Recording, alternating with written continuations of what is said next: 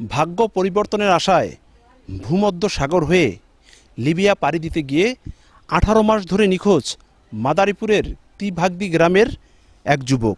তার পরিবারে নেমে এসেছে হতাশা। নিখোঁজ শাহজাহান হাওলাদারের পরিবার সূত্রে জানা গেছে 2022 সালের জুলাই মাসে তিনি বাড়ি ছাড়েন এবং তার পার্শ্ববর্তী যে দালাল রয়েছে ত্রিভাগদি গ্রামের আমির ব্যাপারী, তার মাধ্যমে যোগাযোগ হয়।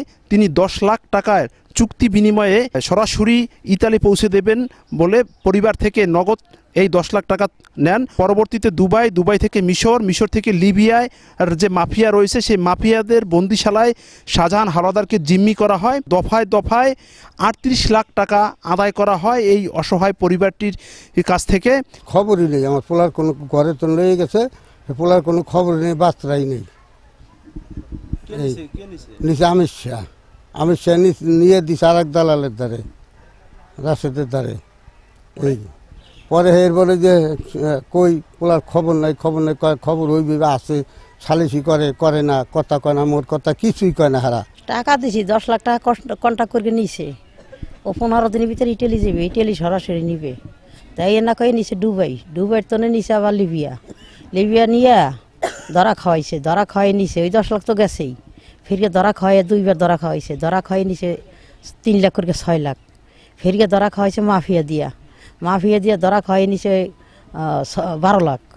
তা ফিরকে আবার আমার ফলারে 3 বছর ধরে না খাওয়াই তোরা রাখছে। আমি টাকা চাইছে দিছি, হ্যাঁ তো টাকা 4 লাখ দিছি। এই টাকা পয়সা নিয়ে হ্যার পর যে গেম করাইছে না, বাসার তো না ধরিয়ে নিছে না, ওরা মারিয়ে হেলাইছে। আমি বাজান আর কইতেরি না। প্রত্যেকটা জেলের কথা বলছে, তো আমরা বলছি যে লোক আইনগে দেন বা খোঁজ খবর দেন, কথা বলাই দেন। বলছে যে আছে ওই জেলে, এই অনেক জেলের কথা বলছে। তারপর আমরা এরকম অপেক্ষা করতে করতে 9 মাস আমাদের অপেক্ষা করছি। তারপর আমরা মামলা দিছি। আমি চাই আমার স্বামীর আইনগে দেখ, আর নয় দৃষ্টান্তমূলক শাস্তি হোক। আমাকে ভাইয়ের খোঁজ নাই, এত টাকা পয়সা নিছে, ওই বাচ্চা ঢুকে আমলে বাঁচছে। 2 বছর অনেক টাকা পয়সা নিছে, নেওয়ার পরে লাস্ট পর্যন্ত আমরা কইছি আমাকে লোক ছাইরা দে, কিন্তু লোক কইছে লোক ছাইরা দিব না, আমরা গেম দিব।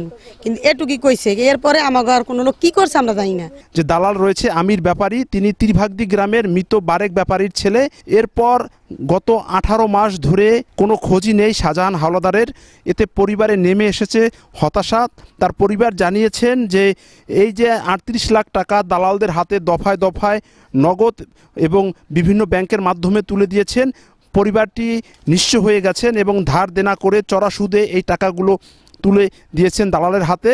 এখন পর্যন্ত কোনো খোঁজই মিলছে না ইতালির উদ্দেশ্যে বাড়ি ছাড়া যুবক শাহজাহান হাওলাদারের।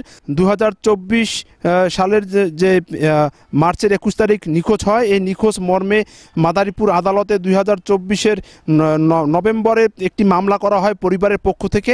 মামলা করার পরে উল্টো আরেকটি মামলা করে দালাল আমির ব্যাপারী, এই যে শাহজাহান হাওলাদার নিখোঁজ রয়েছেন সেই তার পরিবারকে আরেকটি মামলায় জড়িয়ে দেন।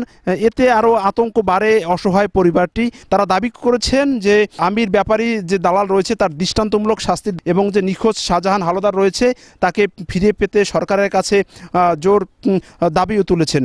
আর আমরা এই ব্যাপারে যোগাযোগ করার চেষ্টা করেছিলাম দালাল যে আমির ব্যাপারী রয়েছে তার সাথে, তাকে বাড়িতে পাওয়া যায়নি এবং তার সাথে মুঠোফোনে কথা হয়েছিল, তিনি পুরো বিষয়টি অস্বীকার করেছেন।